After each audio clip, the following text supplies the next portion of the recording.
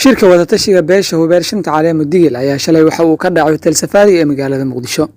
Shirkan intuu socday ayaa taageero loogu muujiyay dowladda dhexe ee uu hogaamiyo madaxweyne Farmaajo iyo madaxda dowlad goboleedka Koonfur Galbeed Soomaaliya, isla markaana lagu sheegay in beesha ka maqan yahay xuquuqda kursiga deegaan doorashadooda ee golaha baarlamaanka iyo kan aqalka sare. Shirkan ayaa waxaa ka soo qayb galay wasiir ku-xigeenka wasaaradda maaliyadda dowlad goboleedka Koonfur Galbeed Soomaaliya, nabadoonka guud ee beesha, samadoono, dhalinyaro, haween, aqoon-yahano, waxgarad iyo mas'uuliyiin kale. dadkii goobtaasi ka hadlay ayaa madaxda dowladda federaalka Soomaaliya iyo madaxweynaha dowlad goboleedka Koonfur Galbeed Soomaaliya iyo gudoomiyaha baarlamaanka dowlad goboleedka Koonfur Galbeed Soomaaliya Ambassador Dr. Saciid Cali Faqi ugu baaqay in beesha kursigu ka maqan muddo badan ayna waajib tahay inay helaan iyaguna wax ka qabtaan cabashadooda.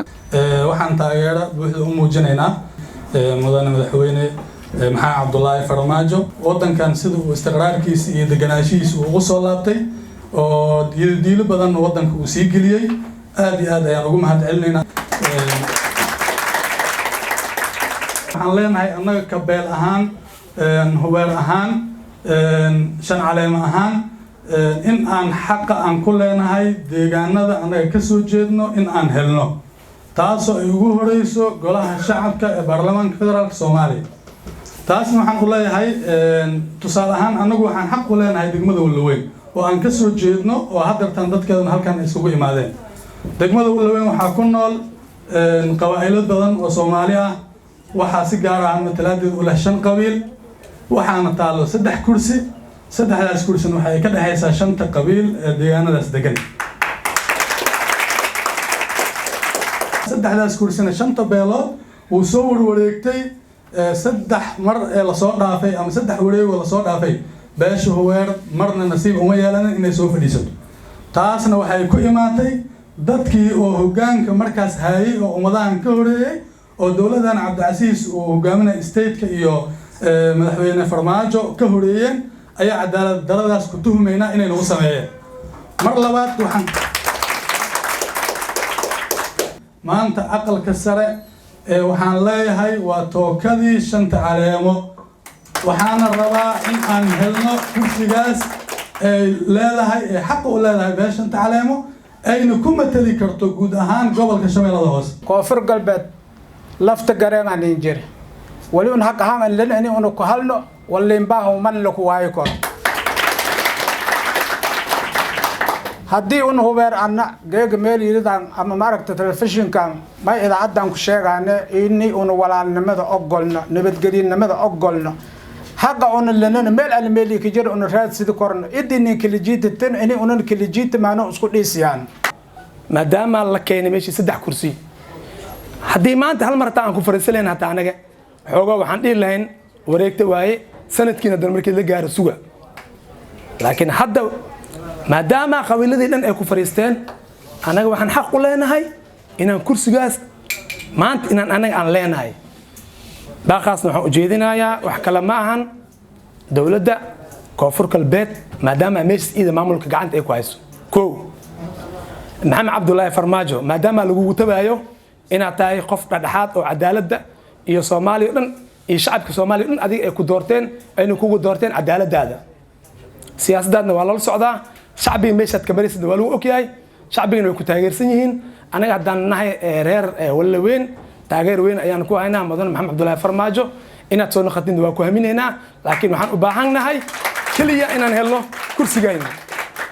وشان عليهم وشان قبيل واي ديغان كاس دغمداس ميدايس مويان وشان قبيل والعلوس واي اذا مركزا هدي يهين 3 كرسي اسبابته لو سيي عدالة حمداس انتي كتين يا قات كرسياشود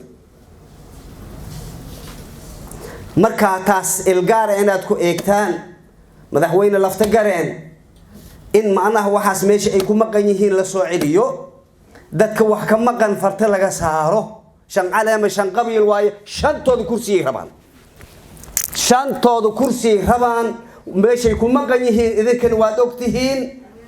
marka 5toodaba 3 kursi ma qaadanayaan mana ku filano mana rabaan waa 5tii waa inay halaan. aqalka sare sanadkan 5 caleemo iskale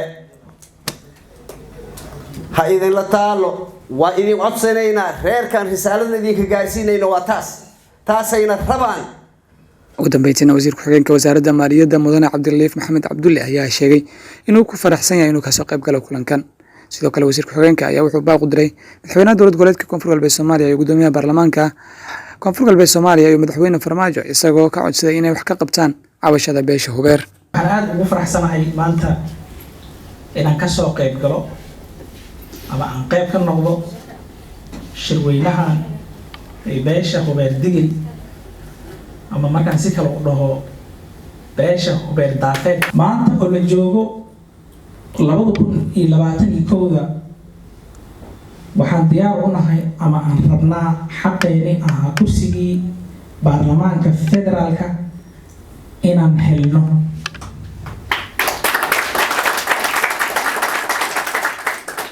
baaqaas marka ugu horeyso wuxuu ku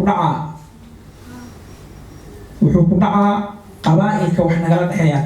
waxaan u baahannahay xaqeena inaad nala dareentaan saan annaga u dareensannahay. waxaan idinku tuhunsannahay oo aan aaminsannahay 100% maxaa Cabdullaahi Farmaajo iyo xukuumaddiisa waxaan aaminsannahay oo idinku maxaan dhihi jiray aan idinkaga jeednaa 4 sano hadda la joogay cadaalad iyo dadkii muxuu ahaa qadnaa oo aanba laga arki jirin siyaasadda in xuquuqdooda la siiyo. maanta annaga waxaan rabnaa in xaqeeni aan siisaan 2021 in xaqeeni kursiga federaalka aan u lahayn oo degmada ku lahayn. Cabdiqani Maxamed Xasan, Hotel Safari, magaalada Muqdisho.